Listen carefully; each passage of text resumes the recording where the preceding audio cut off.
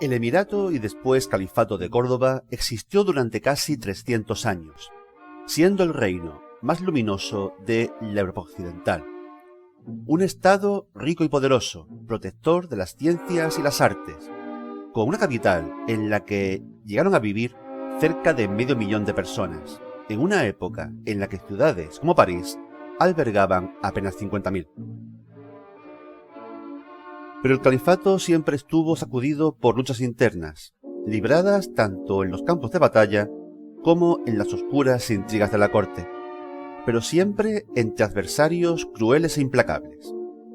Estas luchas llevaron al califato a su total desmembración en el año 1031, dando lugar a una constelación de pequeños reinos llamados taifas, que significa bando o facción.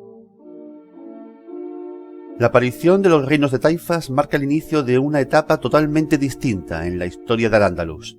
Vamos a internarnos en ella. Te doy la bienvenida al vertedero de Kratos.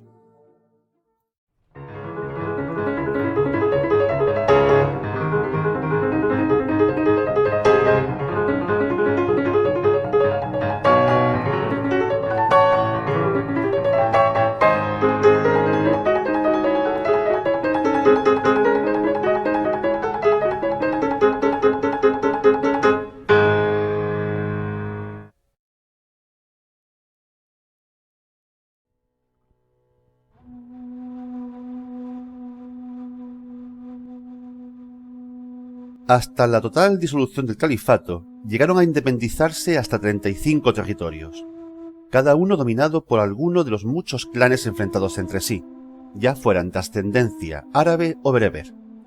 Algunos eran muy pequeños y fueron de vida bastante efímera, siendo pronto sometidos por otros más grandes y poderosos. Hacia el año 1080 ya era evidente la expansión, a costa de los demás, de 4 grandes clanes: los Aftasíes en Badajoz, los Banu Dil-Nun en Toledo, los Judíes en Zaragoza y los Abadíes en Sevilla. También sobrevivían clanes más pequeños como los Banu Amir en Valencia. Estos reinos competían entre sí no solo militarmente, sino en la fastuosidad de sus cortes y en el número de pensadores, científicos y artistas a los que protegían. Pero descubrieron que la única amenaza no eran las otras taifas. La desintegración del califato dejó a los musulmanes en desventaja ante la amenaza que tomaba forma en el norte. Los reinos cristianos peninsulares ya no eran aquellos escuetos territorios en la cornisa cantábrica. La nueva monarquía castellano-leonesa surgía en 1072 encarnada en la persona de Alfonso VI, tras la lucha que le enfrentó a su hermano Sancho. Hacia el este iniciaban su expansión otros reinos y condados que años atrás formaran parte de la Marca Hispánica, el territorio que servía al reino franco como escudo ante Al-Ándalus. Castellanos y leoneses empezaban a repoblar las tierras de nadie al sur del Duero, amparados por el desarrollo de una potente aristocracia militar que podía poner importantes contingentes de caballería al servicio del rey. Los reinos de taifas no desarrollaron su poder militar al mismo ritmo que los cristianos, y no poseían fuerzas con un poder ofensivo equivalente. En este escenario, durante los siglos XI y XII, eran corrientes las compañías mercenarias, formadas y lideradas por hijos segundones de familias nobles, los cuales, mientras sus hermanos mayores heredaban todo el patrimonio familiar, solo contaban con caballo, armas e ingenio para ganarse la vida.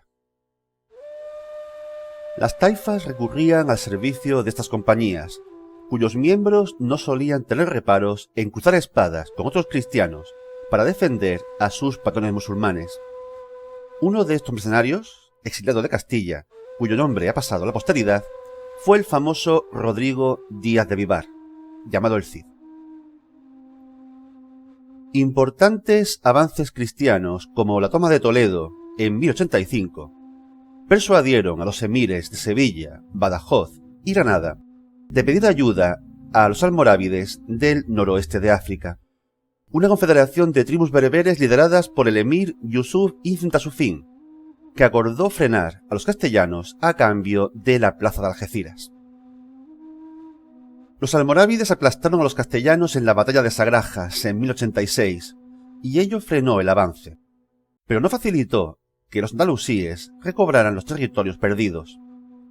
Es más, la falta de entendimiento entre los emires andalusíes y los almorávides era importante.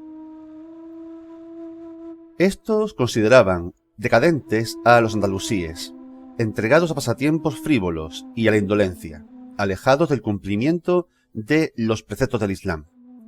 La Confederación Almorávide también constituía un auténtico movimiento religioso, de vuelta a la ortodoxia islámica, lo cual era bien visto por el clero andalusí, que apoyó el hecho de que los almorávides fueran poco a poco deponiendo a los emires andalusíes e incorporando sus territorios de facto al gran imperio regido por Ibn Tasufín. El dominio almorávide de Al-Ándalus se completó en 1117, pero de inmediato empezó su decadencia. Aunque el clero les veía con buenos ojos, la población en general no apreciaba su rigor fundamentalista. Hubo revueltas contra los nuevos gobernantes y al mismo tiempo los reinos cristianos de la zona este, sobre todo los aragoneses, comenzaron su expansión hacia el sur.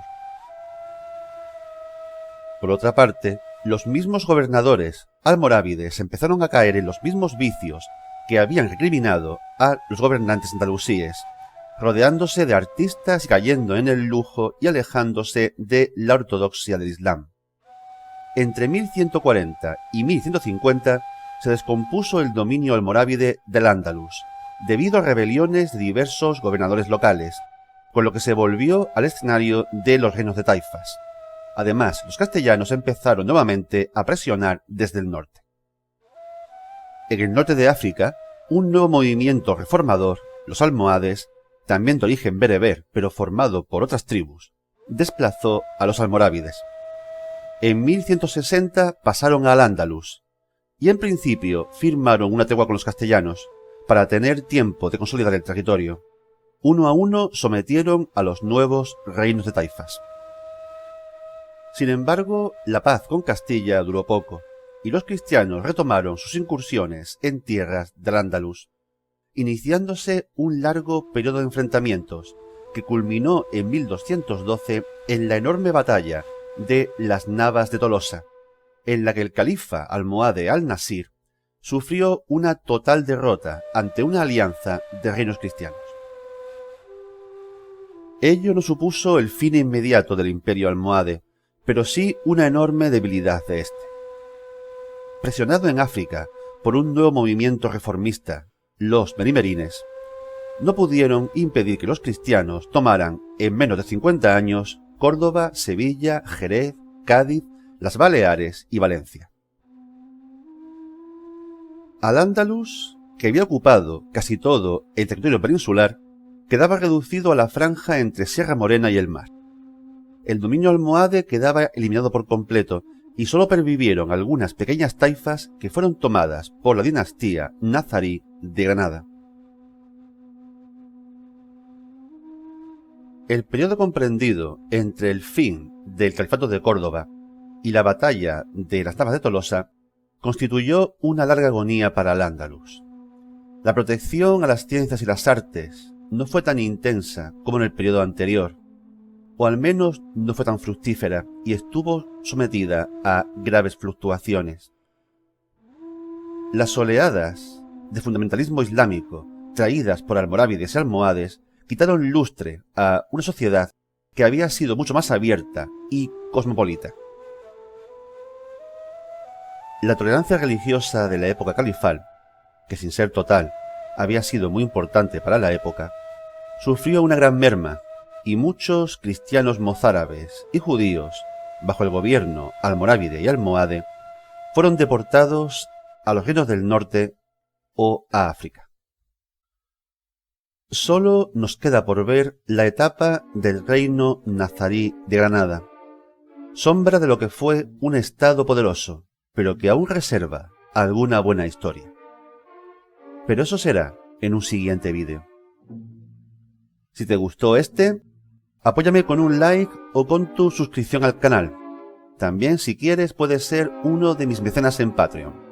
Te dejo el link de mi cuenta en la descripción. Pero comenta, sobre todo comenta. Sigamos hablando de historia. Cuídate.